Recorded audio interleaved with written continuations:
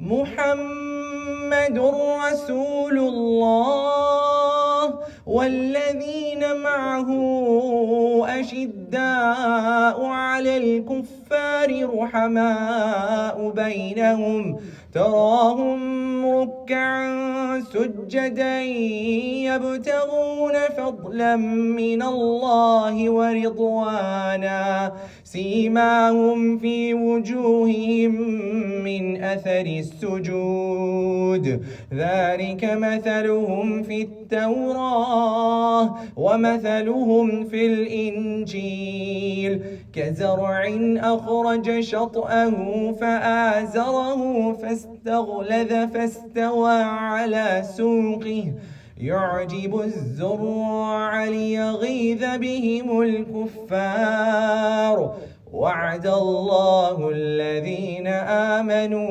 وعملوا الصالحات منهم مغفرة وأجرا عظيما. اعوذ باللہ من الشیطان الرجیم. بسم اللہ الرحمن الرحیم. رب اشرح لی صدری ویسر لی امری واحلل عقدۃ من لسانی یفقہوا قولی. ربنا زدنا علما اللہم فقہنا فی الدین. ربی یسر ولا تعسر وتمم بالخیر.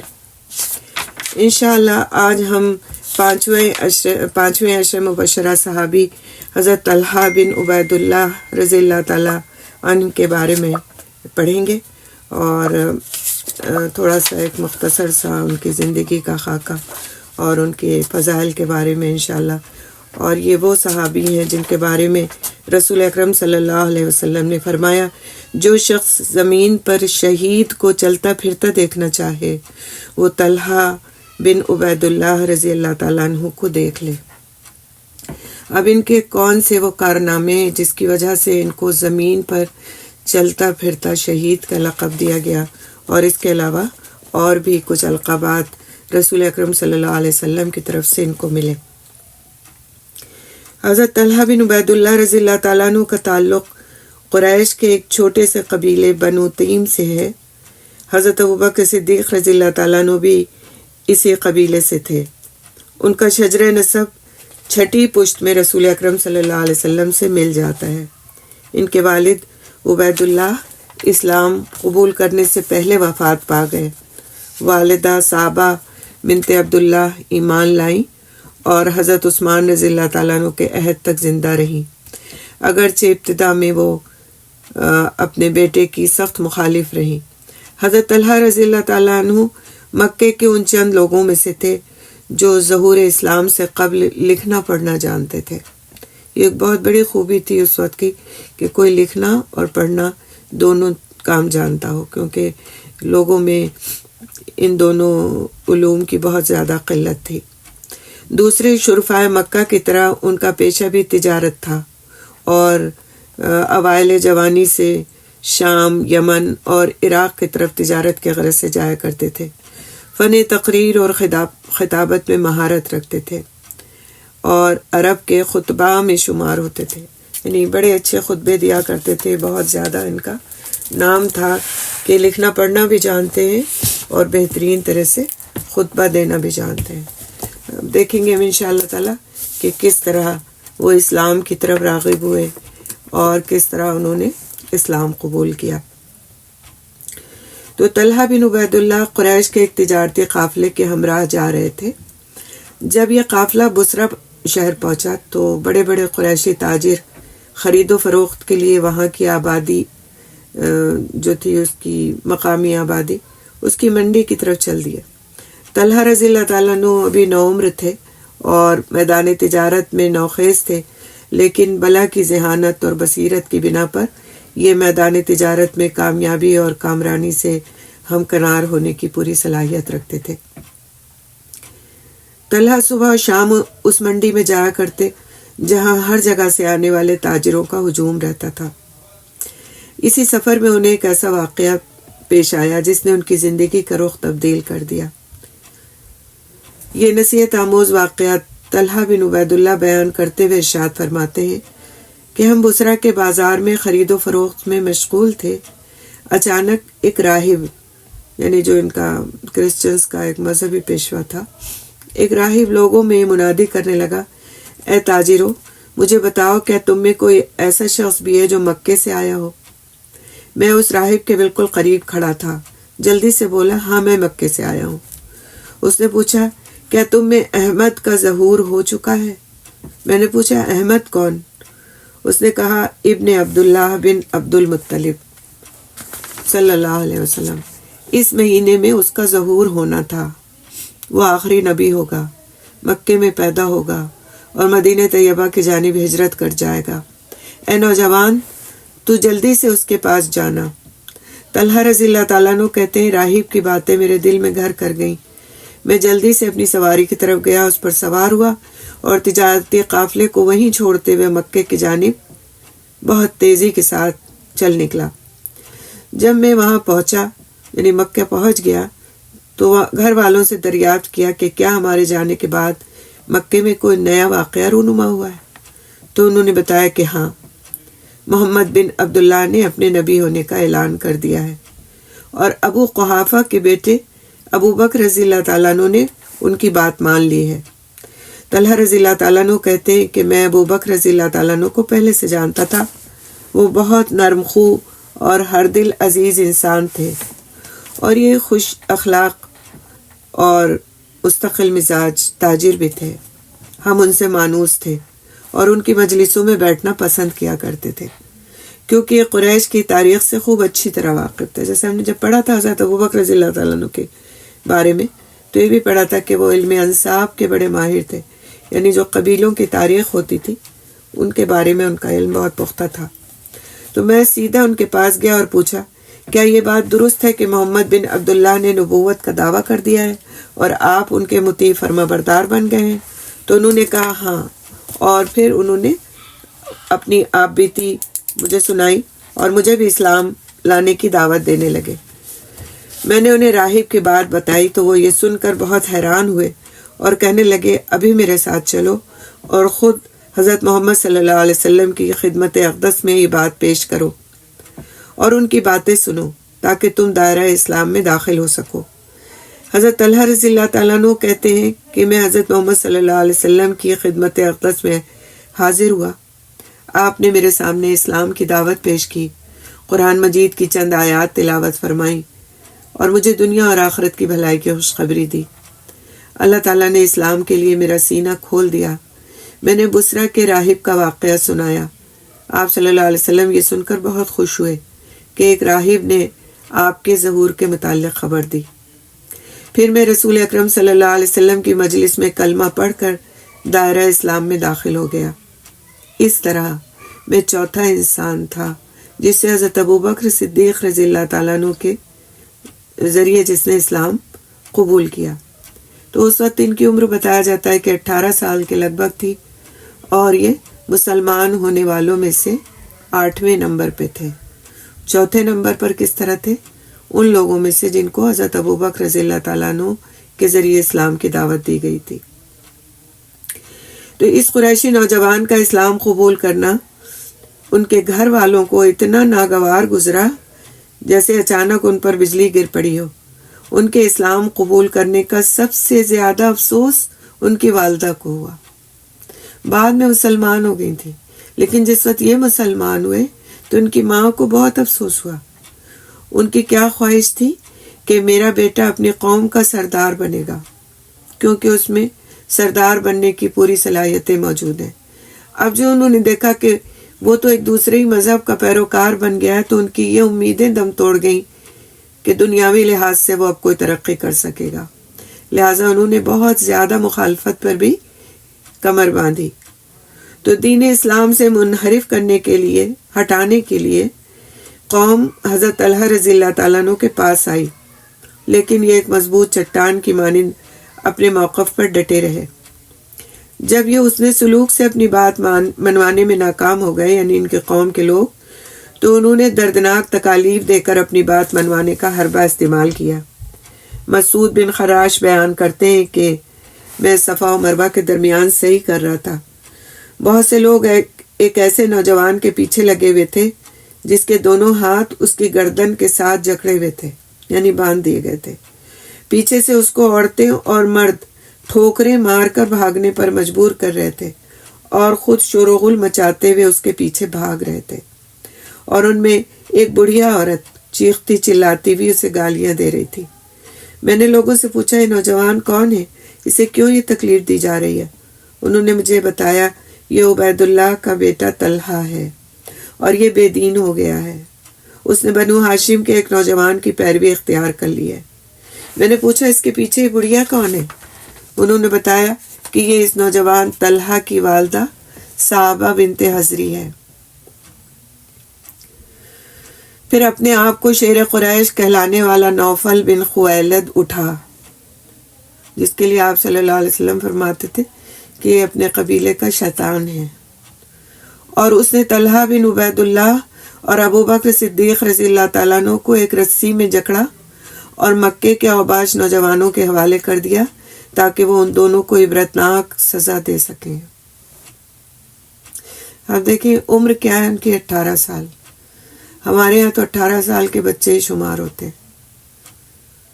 دنیا کا نہ کچھ عطا پتہ ہوتا ہے ان کو، نہ دین کا کچھ عطا پتہ ہوتا ہے، لیکن یہ تاجر تھے اس عمر میں، بہت ویل آف تھے، بہت کچھ پیسہ کوڑی تھا، قوم کے معززین میں ان کا شمار ہوتا تھا، یہاں تک کہ والدہ کی یہ امید تھی کہ وہ سردار بنیں گے اپنی قوم کے، کیونکہ ان میں بڑی صلاحیتیں ہیں۔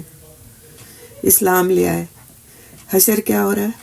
قوم نے ٹھوکروں پر رکھ لیا، ان کو ایسے لڑکوں کے حوالے کر دیا کہ ان کو ماریں پیٹیں، برا بھلا کہیں اور ان کی ذلت کریں، ان کو ذلت کے لائق انہیں سمجھ لیا۔ کس وجہ سے؟ صرف ان کے اسلام قبول کرنے کی وجہ سے۔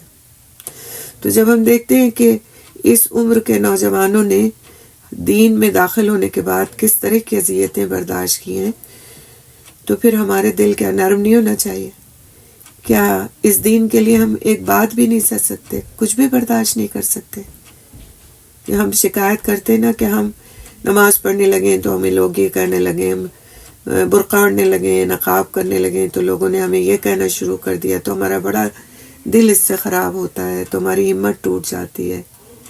تو کیا پھر ہم حق پہ ہیں ایسا کرنے میں کہ اتنی سی باتوں سے ہماری ہمت ٹوٹ جائے؟ جبکہ قریش کے بڑے ہی معزز لوگوں میں سے ان کا شمار ہوتا تھا۔ پھر تیزی سے دن گزرتے گئے، واقعات اور داستانیں جنم لیتی رہیں، اور حضرت طلحہ بن عبید اللہ ترقی اور کمال کی منزلیں طے کرتے ہوئے آگے بڑھتے رہے۔ اللہ کی راہ میں ان کی آزمائش دن بدن بڑھتی گئی، اسلام اور مسلمانوں کے ساتھ حسن و سلوک اور وفاداری میں دن بدن اضافہ ہوتا گیا، یہاں تک کہ مسلمان حضرت طلحہ رضی اللہ تعالیٰ عنہ کو زندہ شہید کے لقب سے یاد کرنے لگے۔ رسول اکرم صلی اللہ علیہ وسلم انہیں نیک طلحہ، سخی طلحہ، فیاض و فراغ دل طلحہ کے لقب سے پکارتے۔ کون پکارتا تھا؟ آپ صلی اللہ علیہ وسلم۔ ہر لقب، ان کے جتنے لقب آپ صلی اللہ علیہ وسلم نے ان کو دیے تھے، جتنے نام، وہ ان میں سے ہر ایک اپنے دامن میں ایک داستان لیے ہوئے ہے کہ آخر ان کو زندہ شہید کا لقب کیوں ملا، تو آخر ان کو فیاض و فراغ دل طلحہ کا لقب کیوں ملا، ان کو اور دوسرے القابات کیوں ملے۔ تو ہر لقب کے پیچھے ایک داستان ہے۔ انشاءاللہ اس میں سے کچھ ہم دیکھیں گے اس وقت آج کی اپنی کلاس میں۔ انشاءاللہ تعالی ہم شروع کرتے پہلے یہاں پر ان کی ہجرت کے وقت سے۔ پہلے تو ہم نے دیکھا کہ اسلام کس طرح انہوں نے قبول کیا اور کس طرح اسلام لانے کے بعد لوگوں نے ان کے ساتھ سلوک کیا، اور اب ہم دیکھیں گے کہ انہوں نے ہجرت کب کی اور کس طرح کی۔ جب رسول اکرم صلی اللہ علیہ وسلم نے حضرت ابو بکر صدیق کو ہمراہ لے کر مدینہ ہجرت کی تو حضرت طلحہ رضی اللہ تعالیٰ عنہ تجارت کے سلسلے میں شام گئے ہوئے تھے۔ محمد ابن اسد کے طبقات میں روایت ہے کہ رسول اکرم صلی اللہ علیہ وسلم نے ہجرت مدینہ کے دوران میں الخرار سے آگے کوچ کیا تو اگلے دن صبح کے وقت راستے میں طلحہ رضی اللہ تعالیٰ عنہ سے ملاقات ہوئی، جو شام سے اپنے قافلے کے ہمراہ واپس آ رہے تھے۔ انہوں نے آپ صلی اللہ علیہ وسلم کو اور حضرت ابو بکر رضی اللہ تعالیٰ عنہ کو کچھ شامی کپڑے ہدیہ کیے۔ آپ صلی اللہ علیہ وسلم نے بہت خوشنودی کا اظہار کیا اور طلحہ رضی اللہ تعالیٰ عنہ کے حق میں دعا کی۔ طلحہ رضی اللہ تعالیٰ عنہ نے حضور صلی اللہ علیہ وسلم کو بتایا کہ اہل مدینہ بہت دنوں سے آپ صلی اللہ علیہ وسلم کی تشریف آوری کے مشتاق اور منتظر ہیں، اور مکہ واپس پہنچ کر طلحہ رضی اللہ تعالیٰ عنہ نے اپنے تجارتی کاروبار کو سمیٹا اور حضرت ابو بکر رضی اللہ تعالیٰ عنہ کے اہل و عیال کو ساتھ لے کر مدینے روانہ ہو گئے۔ وہاں حضرت اسد بن زرارہ رضی اللہ تعالیٰ عنہ کے ہاں قیام کیا، جو بیت عقبہ اولیٰ کے بزرگوں میں سے تھے، یعنی جنہوں نے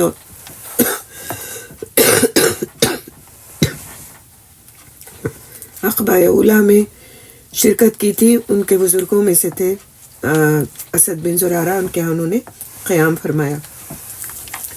تو اس طرح سے انہوں نے ہجرت کی حضرت ابو بکر رضی اللہ تعالیٰ عنہ کے اہل و عیال کے ساتھ۔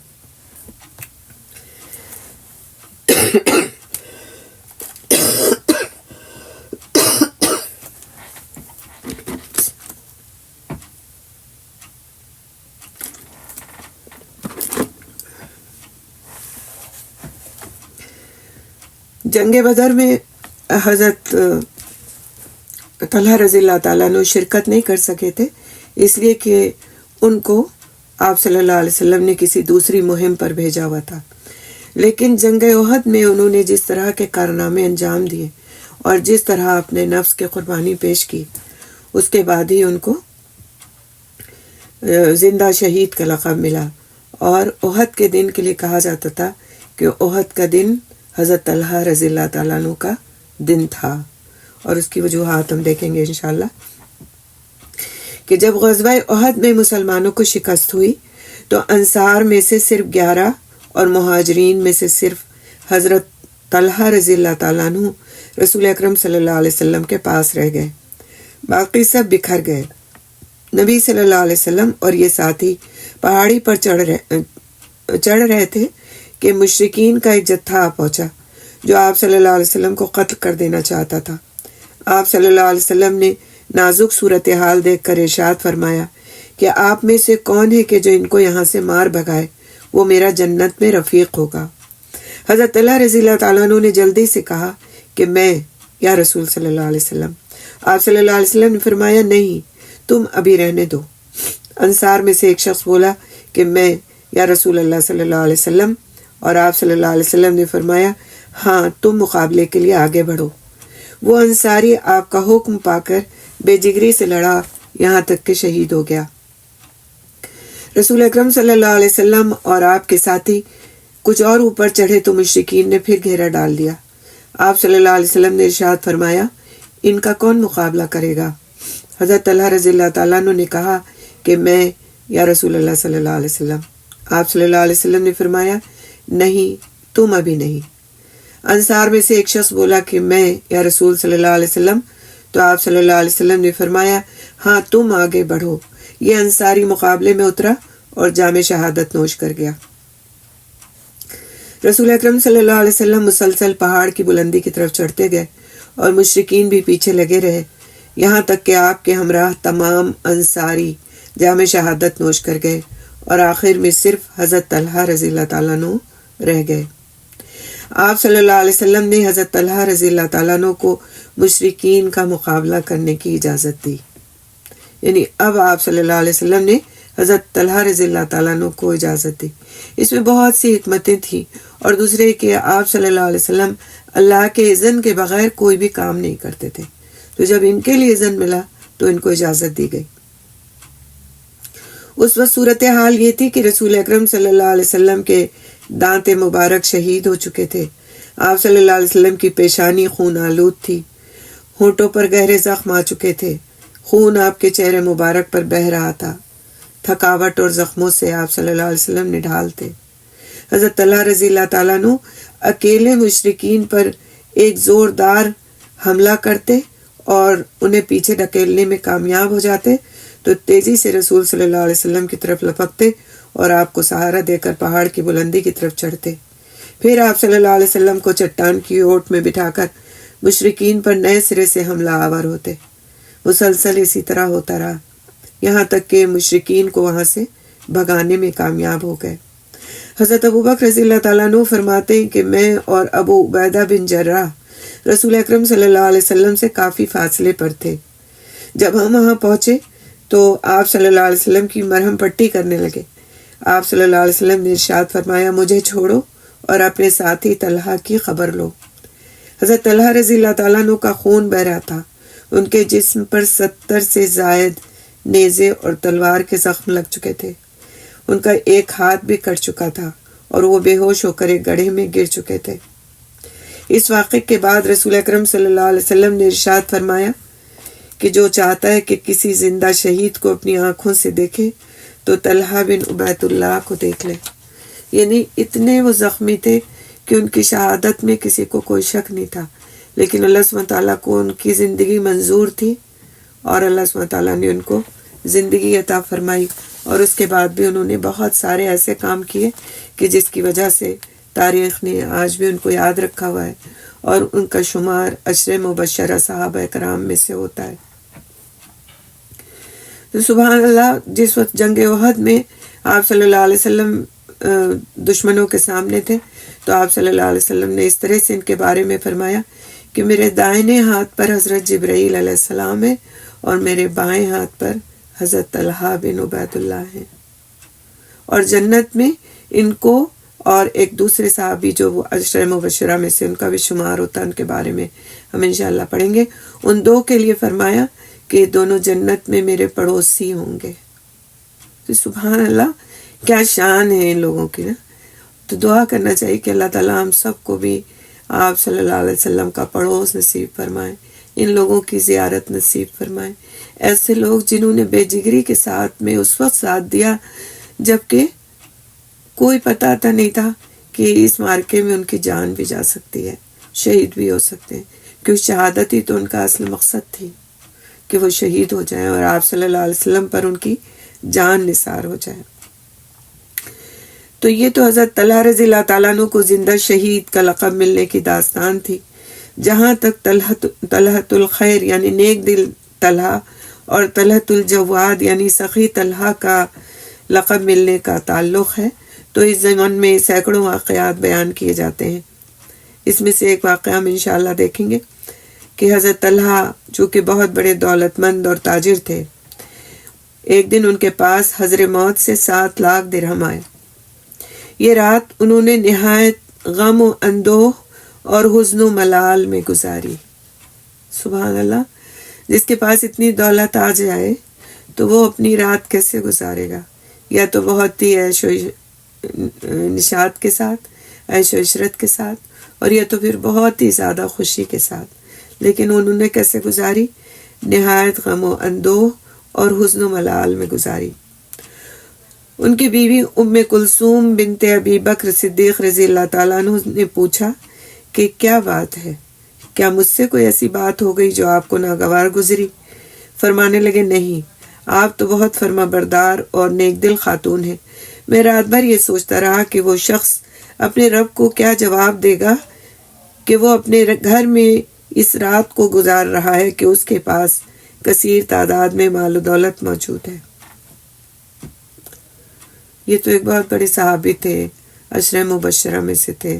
ان کو اس بات پہ غم تھا کہ ان کی رات اس حال میں گزری کہ ان کے پاس اتنا مال و دولت ہے، وہ اس کو بانٹ نہیں رہے، اور اس رات کے گزرنے کا وہ انتظار کر رہے ہیں، کیا پتہ رات میں ہی موت آ جائے اور پھر یہ مال و دولت وہ تقسیم نہ کر سکیں۔ بیوی کا جواب سنیے۔ بیوی نے کہا، بھلا یہ کون سے غم و اندوہ کی بات ہے؟ آپ کی قوم اور دوست احباب میں بہت سے ضرورت مند ہیں، صبح ہوتے ہی یہ مال ان میں تقسیم کر دیں۔ یہ تجویز سن کر وہ خوش ہو گئے اور اپنی بیوی کو دعائیں دینے لگے۔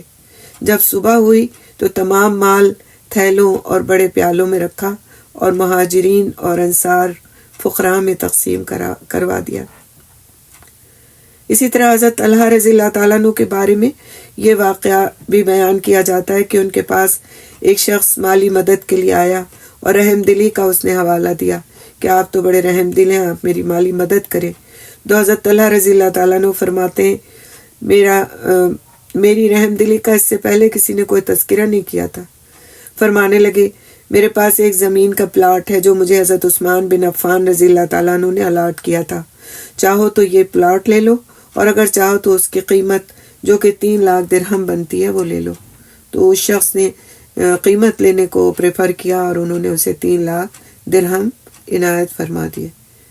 تو 1000 دینار تک ان کی آمدنی ہوا کرتی تھی، اور اس کے باوجود وہ اس کو اللہ کی راہ میں صدقہ کرنا زیادہ بہتر سمجھتے تھے اس بات سے کہ وہ اس میں سے اپنے لیے رکھ لیں یا اپنی آل اولاد کے لیے اس کو جمع کر لیں۔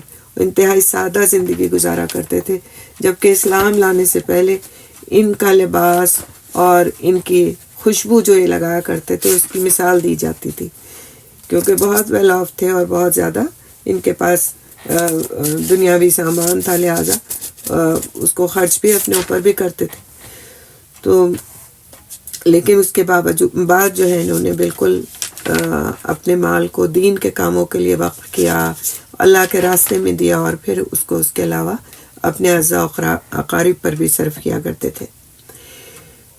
تو آپ صلی اللہ علیہ وسلم کے ساتھ انہوں نے غزوات میں حصہ لیا، اور دوسرے غزوات میں بھی، اور بہت زیادہ بہادری کے جوہر دکھائے۔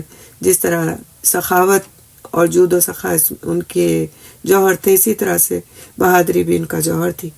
اسی طرح انہوں نے رسول اکرم صلی اللہ علیہ وسلم کے بعد دوسرے صحابہ کرام سے جو خلفاء راشدین کا ہم نے تذکرہ بھی پڑھا، ان سب کے ساتھ بہت زیادہ تعاون کا معاملہ کیا۔ حضرت ابوبکر صدیق رضی اللہ تعالیٰ عنہ کے ساتھ، عمر رضی اللہ تعالیٰ عنہ کے ساتھ، عثمان رضی اللہ تعالیٰ عنہ کے ساتھ، سب کے ساتھ بڑا ہی انہوں نے تعاون کا معاملہ کیا۔ اور آخر میں پھر حضرت علی رضی اللہ تعالیٰ عنہ کے زمانے میں جنگ جمل میں ان کی شہادت ہو گئی۔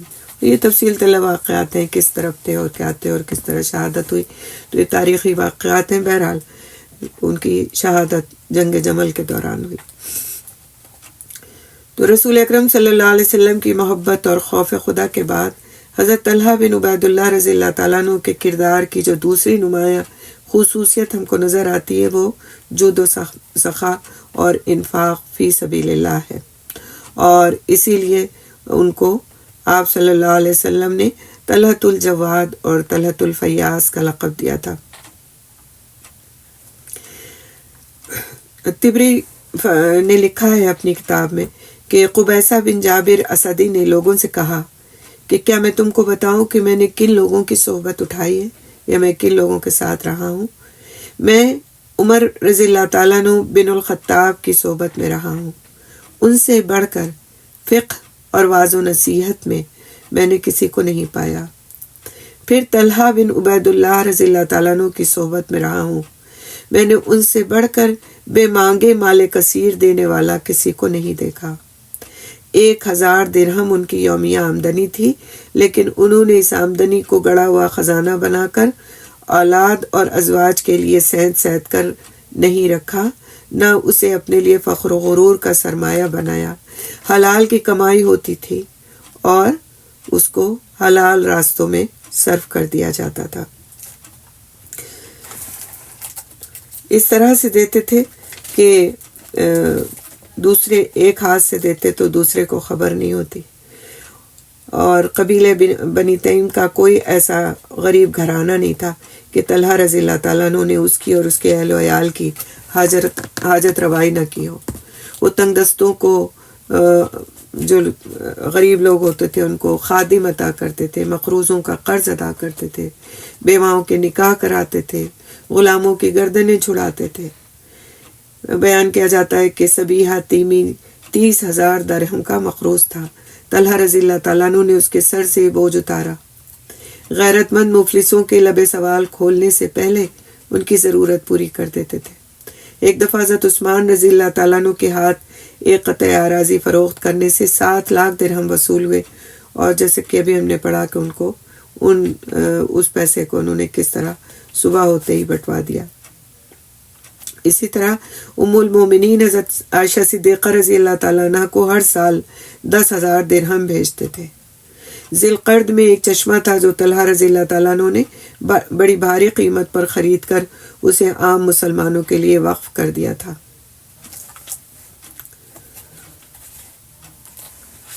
تو یہ ان کے خصوصیات ہیں، یہ بڑی ایسی ہے کہ سبق ان سے لیا جا سکتا ہے کہ ایک اسلام سے لانے کے پہلے کا ان کا دور تھا، اور پھر ایک اسلام لانے کے بعد کا ان کا دور ہے۔ وہی پیسہ تھا، وہی سامان تجارت تھا، مال تجارت تھا، لیکن وہ اس کے خرچ میں کس قدر تبدیلی آ گئی تھی کہ ایک وقت میں وہ کس چیز پر خرچ ہوتا تھا، اور جب دوسرا وقت آیا دین میں داخل ہو گئے، مسلمان ہو گئے، اللہ کے راستے کے راہی ہو گئے، تو پھر اس مال کو کس طرح انہوں نے خرچ کیا۔ تو مال کا ہونا برا نہیں ہے۔ مال اگر کسی کے پاس ہے تو یہ نہیں کہا جا سکتا کہ انسان دیندار نہیں ہے۔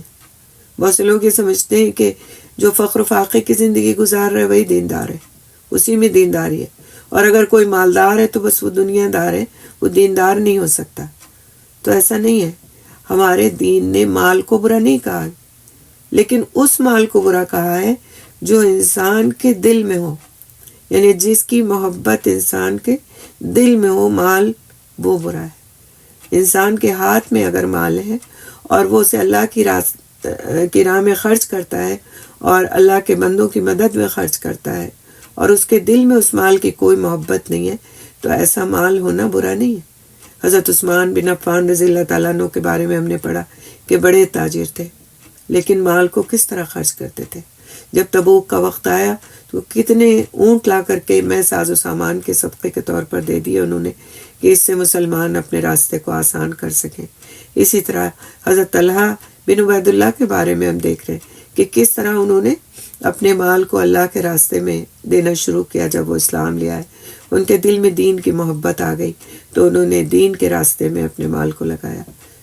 تو مال کا ہونا یا نہ ہونا یہ ایک بالکل الگ میٹر ہے، لیکن اصل کیا ہے کہ اس کو خرچ کس مد میں کیا جاتا ہے۔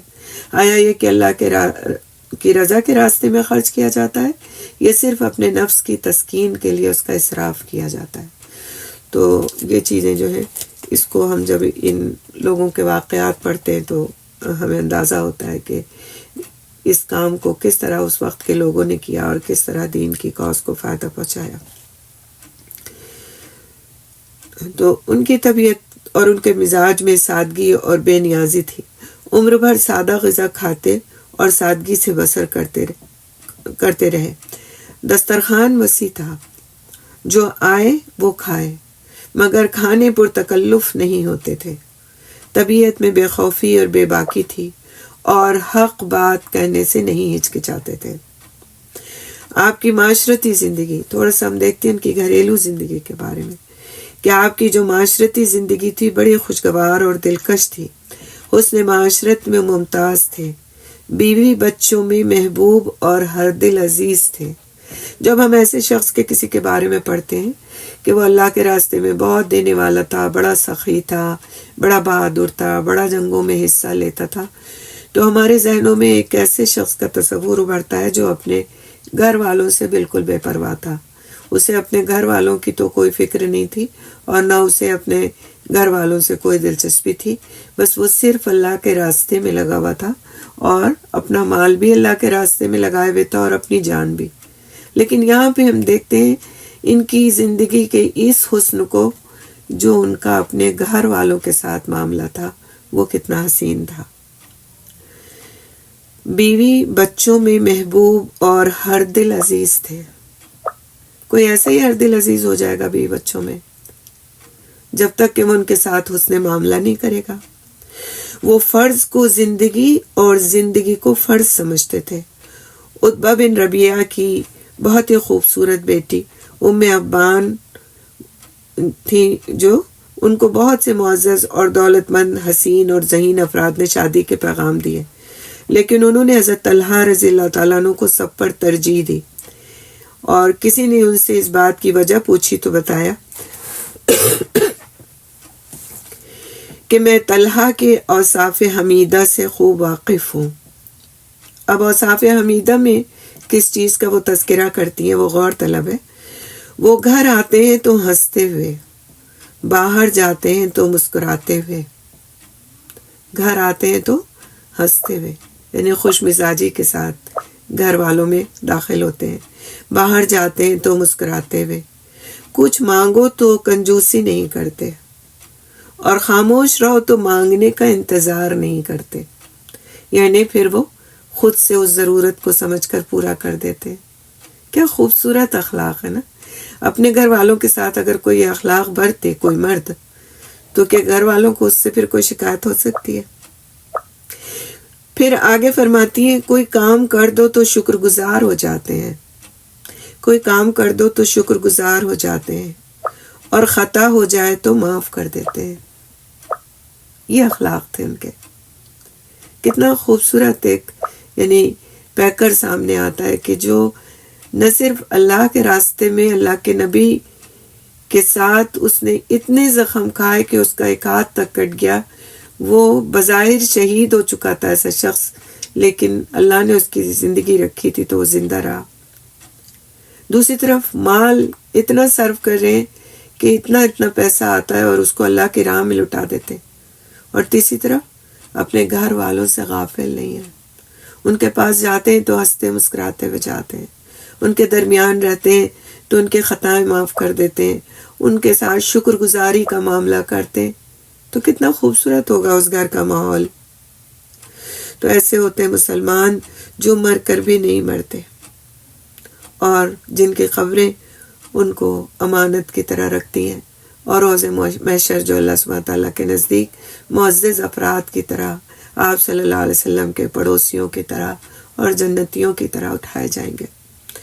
تو ان کے بہت سارے واقعات ویسے تو آتے ہیں احادیث کی کتابوں میں، ان کے مناقب میں، ان کی سخاوت کے واقعات میں سے، لیکن میں نے بس کچھ ہی ایک سلیکٹ کیے تھے، اور یہی ہے کہ عشر مبشرہ صحابیوں میں جو ان کا درجہ ہے، وہ ایک خود ان کی جو کہنا چاہیے کہ ان کی جو ذات تھی وہ اس پر ایک دلیل ہے کہ انہوں نے اپنی زندگی کس طرح گزاری ہوگی اور کس طرح آپ صلی اللہ علیہ وسلم کے ساتھ رہے ہوں گے۔ تو حضرت ابوبکر رضی اللہ تعالیٰ عنہ کی بیعت میں کسی سے پیچھے نہیں رہے۔ حضرت عمر رضی اللہ تعالیٰ عنہ کی بیعت کے وقت یہ ضرور فرمایا کہ وہ سخت گیر ہیں، اور ابھی اتنے سخت گیر ہیں، تو جب وہ بن جائیں گے خلیفہ تو پھر وہ کتنی سختی کریں گے، لیکن جب ان کو یہ بات سمجھائی گئی کہ نہیں، جب ان پہ ذمہ داری آئے گی تو وہ سختی نہیں برتیں گے، تو وہ قائل ہو گئے۔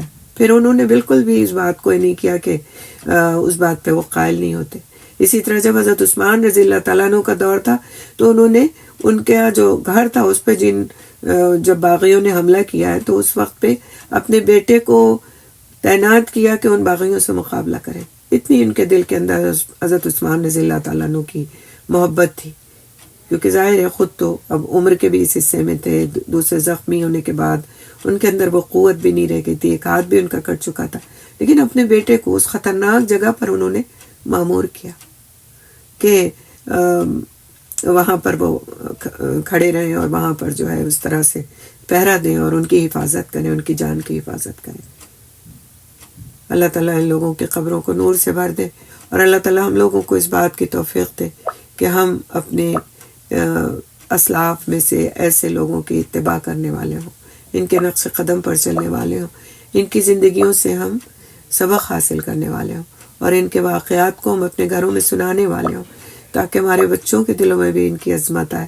طلحہ نام بہت آج کامن سا ہے، مطلب مسلمانوں میں بہت سارے لوگوں کا، بہت سارے بچوں کا نام طلحہ ہوتا ہے، لیکن طلحہ رضی اللہ تعالیٰ عنہ تھے کون، ان کے فضائل کیا تھے، ان کے القابات کیا تھے، اور آپ دیکھیں کہ یہ القابات ان کو رسول اکرم صلی اللہ علیہ وسلم نے خود دیے، یعنی کتنی بڑی بات ہے کہ آپ صلی اللہ علیہ وسلم نے ان کے نام کے ساتھ سخی کا لقب جوڑا، آپ صلی اللہ علیہ وسلم نے ان کے نام کے ساتھ فیاضی کا لقب جوڑا، آپ صلی اللہ علیہ وسلم نے ان کے نام کے ساتھ شہید کا لقب جوڑا۔ تو آپ صلی اللہ علیہ وسلم کی طرف سے کسی کو کوئی لقب مل جائے تو پھر اس کی خوش قسمتی کا کہنا کیا ہے۔ اللہ تعالیٰ سے بہت دعا کے ساتھ یہیں پر میں ختم کرتی ہوں اس اپنے سیشن کو، انشاءاللہ کہ اللہ تعالیٰ ہم سب کو ان کے واقعات سے سبق لینے کی اور اس پر عمل کی توفیق نصیب فرمائے۔ سبحان اللہ بحمدہ، سبحانک اللہم وبحمدک، نشہد ان لا الہ الا انت، نستغفرک ونتوب الیک۔ السلام علیکم ورحمۃ اللہ وبرکاتہ۔ کوئی سوال ہے آج آپ لوگوں کا تو ضرور کر دیجیے گا انشاءاللہ تعالیٰ۔ وعلیکم السلام ورحمۃ اللہ وبرکاتہ۔ وعلیکم السلام ورحمۃ اللہ وبرکاتہ. وعلیکم السلام ورحمۃ اللہ وبرکاتہ.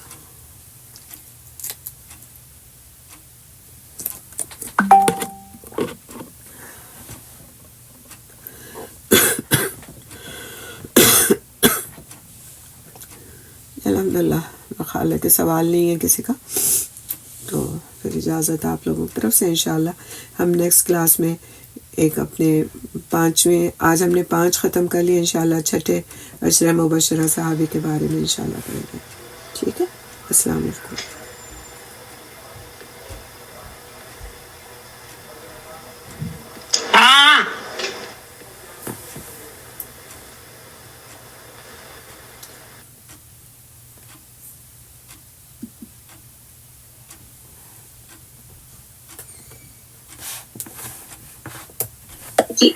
کس طرح ابوبکر رضی اللہ عنہ کا نے کہ اس میں 4 نمبر پہ یہ تھے، اور ان کی اتنی کم عمر میں ان کو کتنی زیادہ، مطلب ان کی ماں بھی ان کو نہیں اپنا رہی تھی جب بہت غصے میں تھی جب انہوں نے اسلام قبول کیا.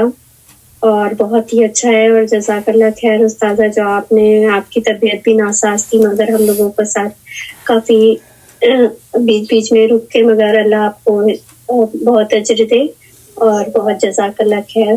اللہ آپ کو شفا دے، رب العالمین. بہت ہی اچھا تھا، جزاک اللہ خیر. الحمدللہ اللہ قبول کرے ہم سب سے.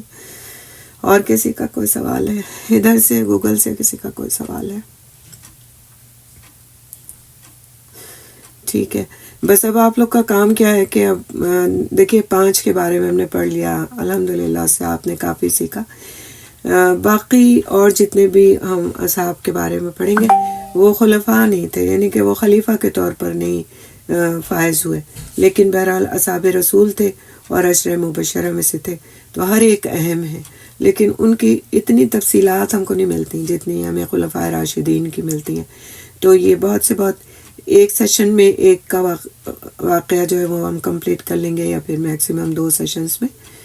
تو باقی اور لوگوں کو بھی اس کے لیے دعوت دیں، کیونکہ دیکھیں جو ہمارے خلفاء راشدین ہیں ان کے بارے میں تو لوگوں کو تھوڑا بہت کچھ نہ کچھ علم ہوتا بھی ہے، لیکن بقیہ اور لوگوں کے بارے میں نہیں ہوتا، یوزولی نہیں ہوتا.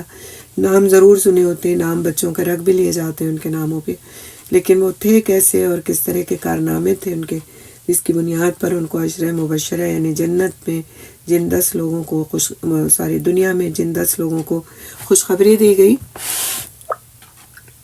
تو ان کے بارے میں ان کو علم نہیں ہوتا. تو اس لیے جو ہے دوسروں کو بھی اس کی طرف دعوت دیں کہ وہ سنیں.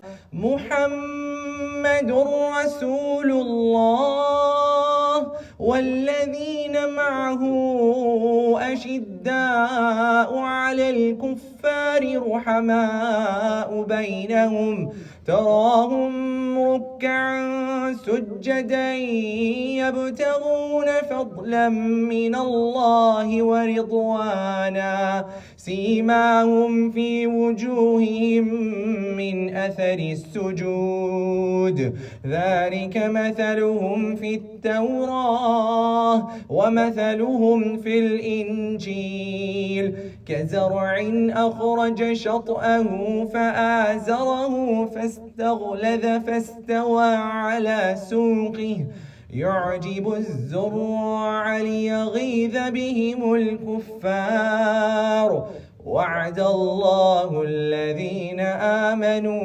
وعملوا الصالحات منهم مغفرة وأجرا عظيما.